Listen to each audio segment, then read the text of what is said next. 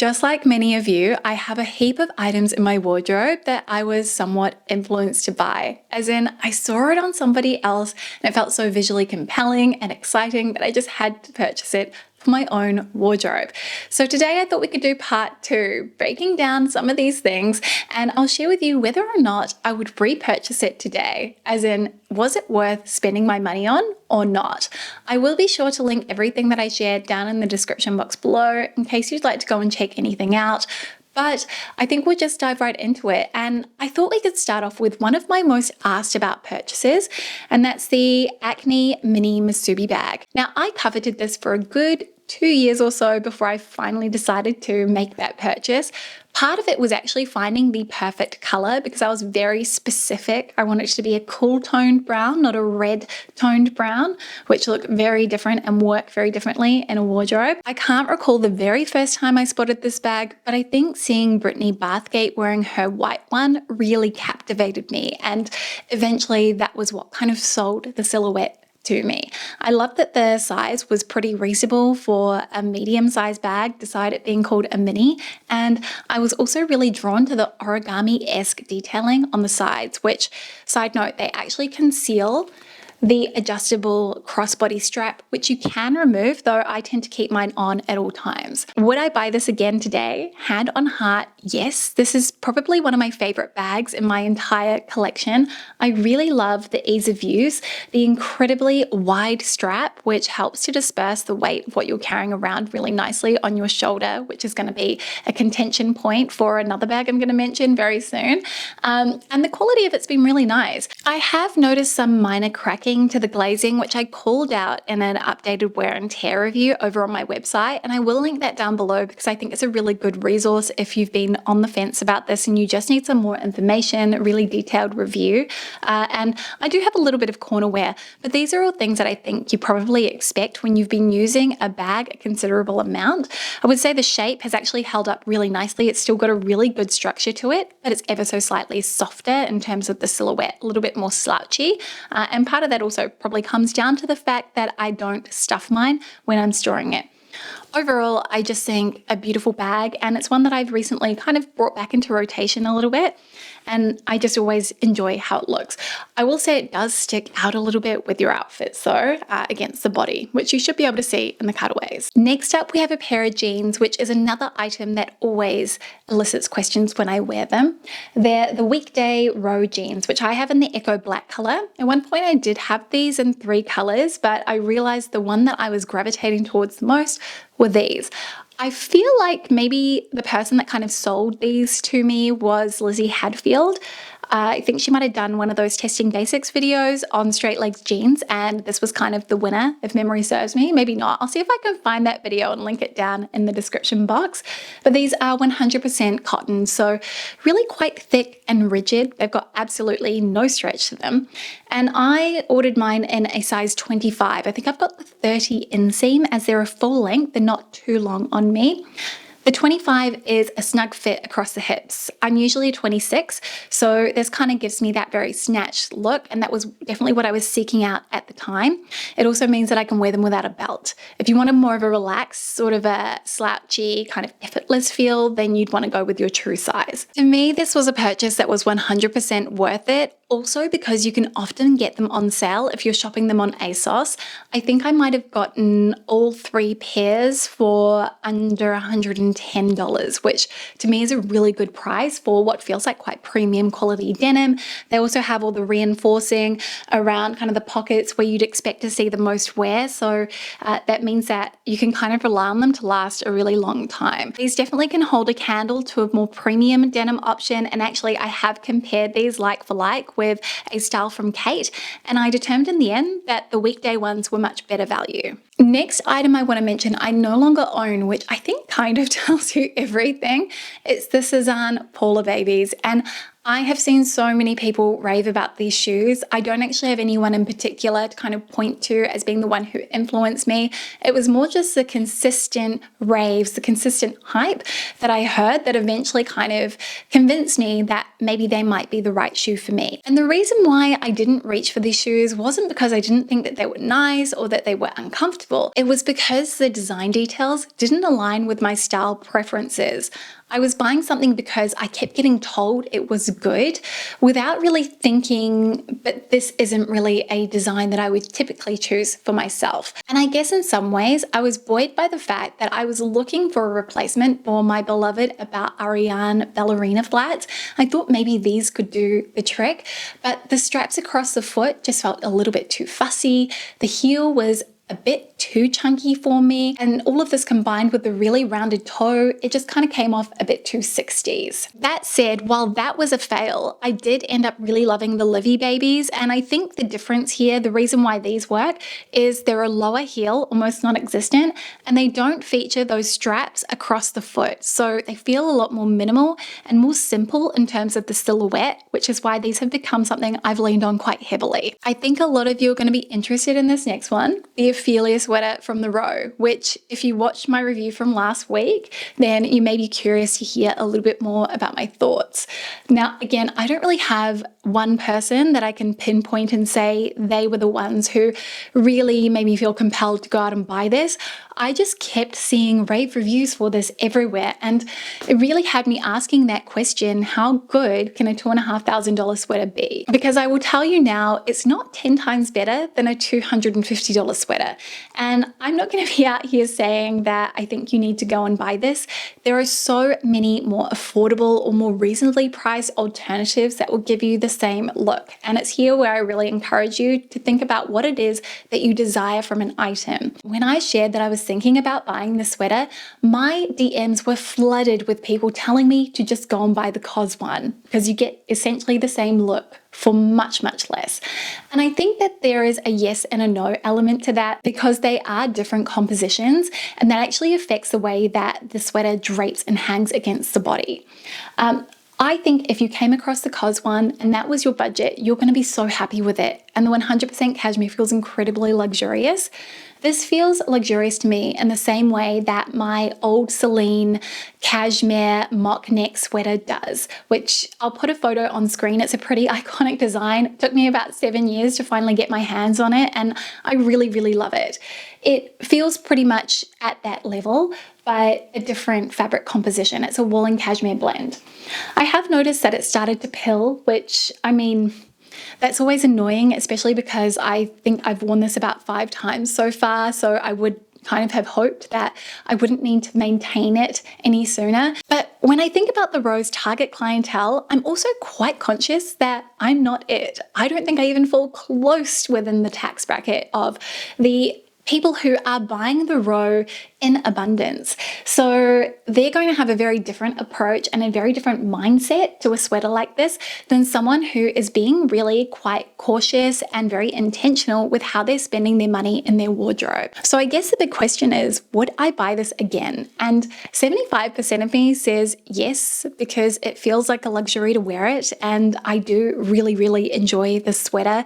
To me, I see it as being something I could have for a really long time. But then there's a 25% of me that's shouting, but it's a ludicrous amount of money to spend on one item, to spend on one knitwear piece. So I think jury is out. I'm happy with it. It hasn't disappointed me. Let's put it that way. It hasn't disappointed me beyond the fact that I wish it hadn't started pilling so soon. And if I'm thinking critically, I wonder if part of the sentiment is down to the fact that I did spend all of that money on this knit. And while in this hypothetical world, I haven't, and I'm wondering would I actually buy it in this hypothetical world, this alternate universe, I inherently want to like the sweater because it was such an expensive item. I don't know, maybe I'm overthinking this, but you know, there's also a possibility. Okay, we're going to talk about another bag here, which is essentially the more affordable version of the Acne Studios Mini Masubi. That is the Arket crossbody. This is kind of one of their hero staple handbags. You kind of will always find this just in different colors, different fabrications as well. They've done it in suede, and I feel like I saw it in a sequin at one point. And I got this not as a direct dupe for the Acne Studios bag, but more so because I kept hearing people say that this was a great affordable alternative that gives you the same vibe. And this is really the question that you need to ask yourself is, are you after the item or are you after the vibes? And for someone who was really just after the vibes, I absolutely adore this bag. I think it's pretty good. I mean, the leather feels nowhere near as luxurious as the Acne Studios Masubi. It has more of a stiffer quality to it, and there's a coating on the leather too, which kind of comes across feeling a little bit plasticky. And this is really something that helps to increase the longevity of the bag and make it more robust. It doesn't feature the origami-esque details on the sides, just an adjustable strap on one with a buckle detail, which I like. It kind of adds a bit of a point of difference. I think the only thing I don't love about this bag is the crossbody strap. It's incredibly thin, and I find that when you load it up with the same amount of items as the Masubi, really weighs in on your shoulder and cuts in, and I find it quite uncomfortable to wear. So I'll only use it as a top handle or kind of nestled in the crook of my arm. I, again, cannot tell you who it was that kind of convinced me or pushed me over the line to purchase this bag, because I just kept seeing it on a lot of UK-based creators, so no one in particular comes to mind, but I did think that this would be a good way that I could achieve that Masubi look that Brittany Bathgate had. I think that's why I went with this particular color. Maybe that was the thing that pushed me over the edge. But I think all in all, it's a really decent quality bag, especially for the price point, and I've overall been really happy with it. I have some kind of markings on the back, or well, it's actually the front, where I've not babied it at all, so it probably needs a little bit of maintenance here, but overall it's really stood up pretty well, considering that I've really not taken any care to kind of baby it or look after it too much. And on whether or not I buy it again, yes, definitely. I bought it during one of Arket's 15% off sales, so it made it a really reasonable price. Even better if you can find one pre-loved on Vinted or Depop. So we're going to talk about another item that's an absolute no, and that was the Harris Tapper Eliza top. I did eventually end up selling this. I bought it as a birthday present for myself, and I don't really know what I was thinking. It felt like a situation where I let my fantasy self control the narrative and control the purchase. Because while I think it is an absolutely beautiful top, I have very few occasions throughout the year where I need to wear something quite so fancy. And in fact, when I did have a chance to wear it and it was one of my options to wear that evening, I chose to go with a completely different outfit entirely, which said to me that I was kind of on the fence about it in some way. And that alone was enough to kind of show me that I was always going to choose a different outfit over that top when I had the opportunity to wear it. I was also heavily reminded at this point that it's best to spend more on the items that we're actually wearing a lot. So for example, in the case of the rose sweater, to me, that feels like a more justified purchase because I do wear really big knits in the wintertime a lot, quite often in place of wearing a coat because of where I live. I don't need to wear a coat most of winter. Whereas fancy tops, that's sort of an area of my closet where maybe I want to save or look at buying something pre-loved. I do have other items from Harris Tapper which I absolutely love, like their Chamberlain top, which you can throw in the washing machine and it's easy to care for. So that was kind of the other thing. So would I buy it again? Absolutely not. That's one I would leave in my fantasy wish list. Next item I was influenced to buy are the sailor jeans from Koto, and probably by my smile you can tell that I really like these, and I was reminded just how well they fit when I put them on for the cutaways. I think that what really sold these for me was, again, Jasmine Dowling. I'm going to link her Instagram down below. She shared these on stories and they looked phenomenal on her, but also I just was really in that space where I wanted to add a wide leg jean to my wardrobe. So I guess it was kind of perfect timing. One of the things I really love about Koto too is their commitment to kind of using sustainable materials. They don't have any zippers on any of their items. They tend to use buttons or ties in place. And yeah, so this is a button fly.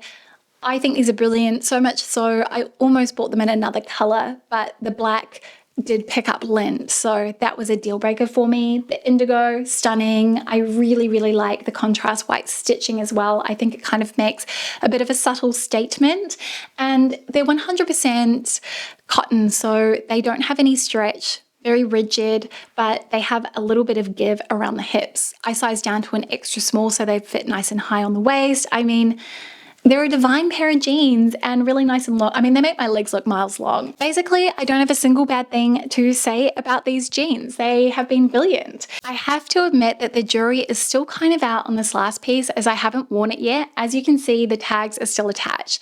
It's a boiled wool dress from COS, which has a really deep U neckline. And you may be able to see that it's very, very similar to a style from the row, which I will pop a photo on screen so that you can get a sense of the comparison. Now, COS actually did also release a short-sleeved t-shirt and a structured cotton that mimicked the one worn in the styling on the Rose website, so you could basically recreate that look. And that's predominantly how I've seen it styled online. And I guess seeing so many girls wearing the same row uniform, I don't know what it was that compelled me to then try it out for myself. And I thought, I'm really lacking something like this in my closet. Why not? I think for me, part of the kind of challenge with this is that it does feel a little bit limiting in terms of the ways to wear it.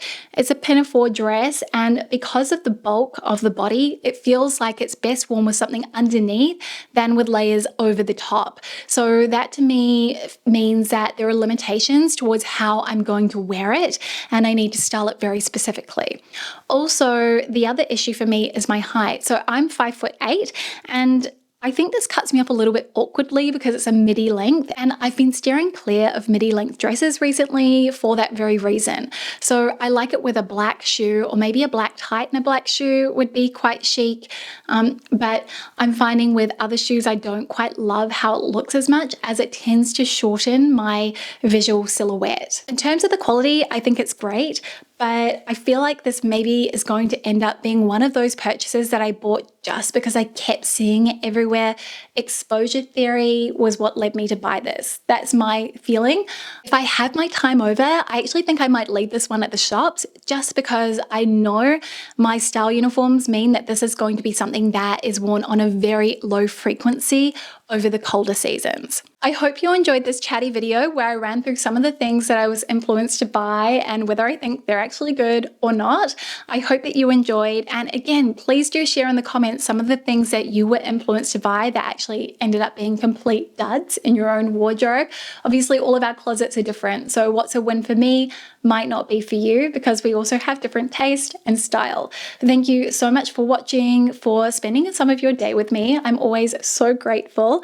If you want to see a part 3, because I do have even more, let me know, and I'll see you next week with a brand new one. See you soon. Bye.